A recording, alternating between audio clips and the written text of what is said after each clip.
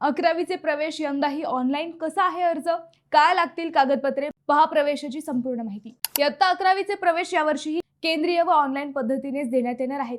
Form 1 व form 2 भरून हे प्रवेश केले जाणार आहेत।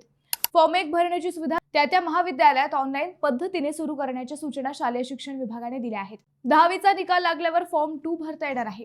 या प्रवेशासाठी 10वीचे मार्कशीट, शाळा सोडल्याचा दाखला, महाराष्ट्राचा रहिवासी असल्याचा दाखला, जात प्रमाणपत्र, नॉन क्रिमिलियर सर्टिफिकेट, आर्थिकदृष्ट्या दुर्बल असल्याचे प्रमाणपत्र, दिव्यांगांसाठी दिव्यांग प्रमाणपत्र आदी कागदपत्रे लागणार आहेत।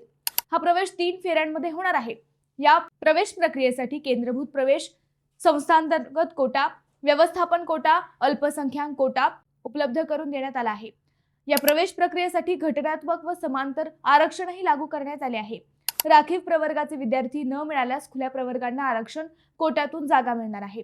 शेवटच्या विद्यार्थ्याला प्रवेश मिळेपर्यंत ही प्रवेश प्रक्रिया गुणवत्तेनुसार व निकषानुसारच करता येईल असे शिक्षण विभागाच्या वतीने सांगण्यात आले आहे।